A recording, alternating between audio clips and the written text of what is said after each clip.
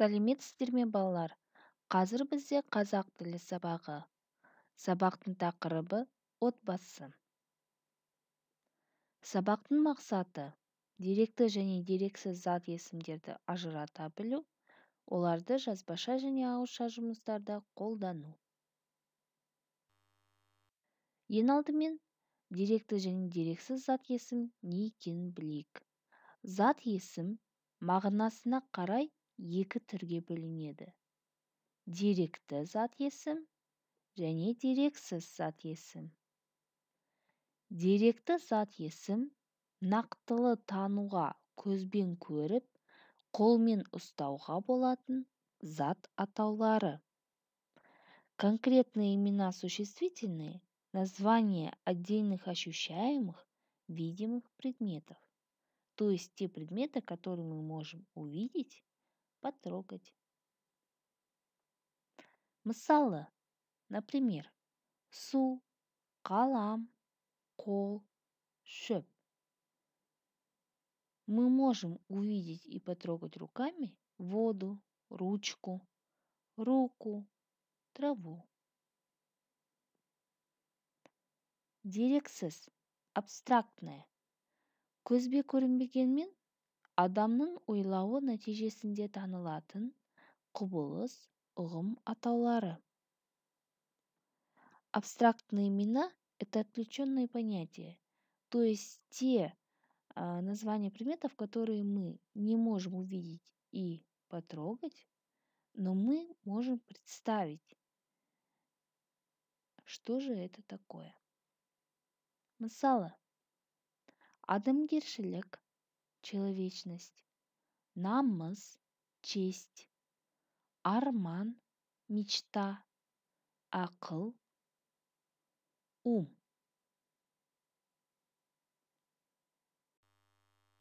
Енді ауызша бір тапсырманы орындайық. Выполним задание устно. Зат есімдер жануар, адамгершілік, махаббат, ой, құс, ағаш, қуаныш. Давайте распределим эти слова в соответствующую табличку. Деректі, дерексіз. Жануар. Деректі. Адамгершілік. Дерексіз. Махаббат. Дерексіз. Ой. Дерексіз. Құс. Деректі. Ағаш. Деректі. Қуаныш. Дерексіз. Адамгершілік, человечность, махаббат, любовь, ой, мысль, қуаныш, радость. Эти имена существительные мы не можем увидеть и взять в руки. Жануар, құс, ағаш, деректі, көзге көрінеді, қолмен ұстауға болатын зат атаулары. Мы видим и можем потрогать, взять в руки животную, птицу, дерево. Поэтому эти слова являются деректі конкретными именами существительными. Деректі зат есім. Енді 8-ші бетте 7-ші тапсырмада берілген зат есімдерді дәл осылай деректі дерексіз бағандарға бөліп жазыңыздар. Выполняем упражнение номер 7 на странице 8. Делим слова на деректі и дерексіз зат есім. 7-ші беттегі 4-ші тапсырма. Мәтінді оқыңдар. Мәтінде кімнің отбасы туралы айтылған, мәтін мазмұнынан тақырыпқа байланысты ақпараттарды анықтаңдар. Менің отбасым. Менің атым Малихан.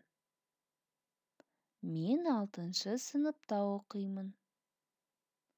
Отбасында Атам, әжем, әкем, анам, ағам, інім және қарындасым бар.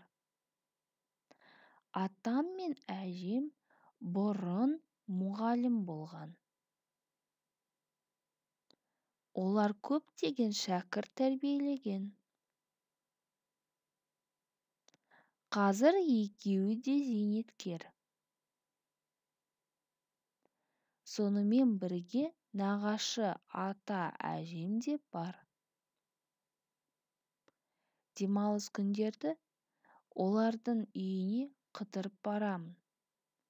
Әкем құрылысшы, анам дәрігер болып жұмыс істейді. Ағам жақында үйленді. Інім 2-ші сыныпта оқиды. Ол кітап оқығанды жақсы көреді. Қарындасым 4 жаста, аты Салтанат. Ол балабақшаға барады. Мен Салтанатқа сурет салуды үйретемін.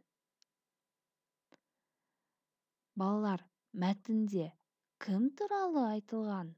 Кімнің отбасы туралы?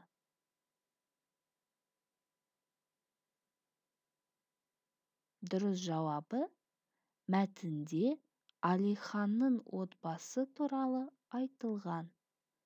В тексте рассказывается о семье Алихана. 2-ші тапсырма, балалар.